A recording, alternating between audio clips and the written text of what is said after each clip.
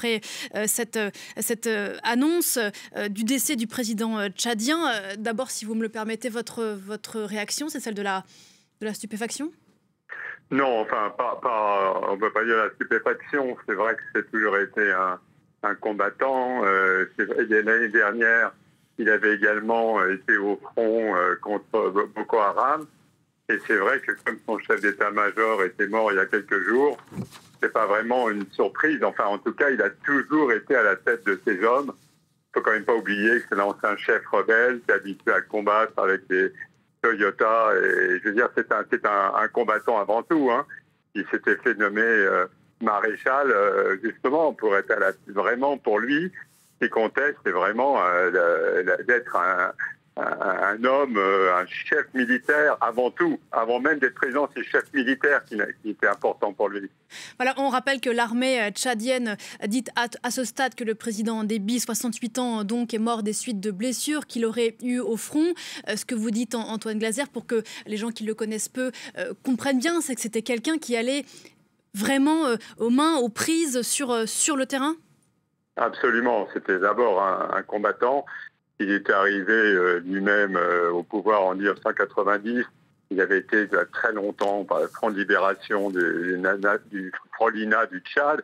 Donc, encore une fois, c'est quelqu'un, c'est d'abord un chef de guerre avant tout, qui aimait bien contre les Libyens. Déjà, il luttait avant les années 90. Avait toujours avec ses Toyota, toujours en tête dans les premières voitures. Donc c'est pas vraiment une surprise qu'il soit allé au combat et récemment.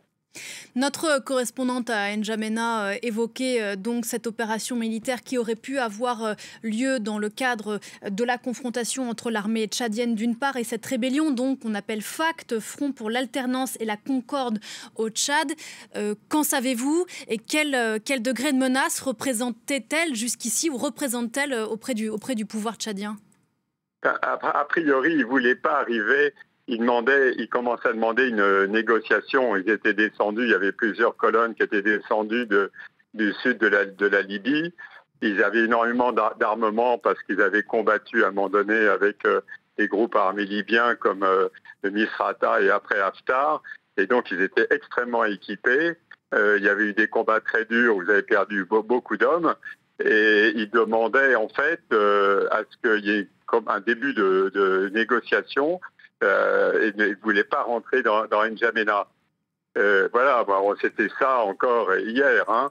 Et apparemment, ils avaient reçu des assurances de la France comme quoi il n'y aurait pas de bombardement comme ceux qui avaient eu lieu contre un autre groupe rebelle en 2019.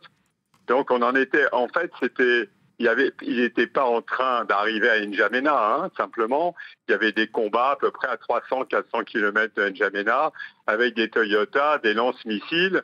Voilà, c'était vraiment un combat du même style, mitrailleuse sur Toyota et lance-missiles. Et en fait, l'armée apparemment de l'air tchadienne n'avait pas eu les moyens de les bombarder.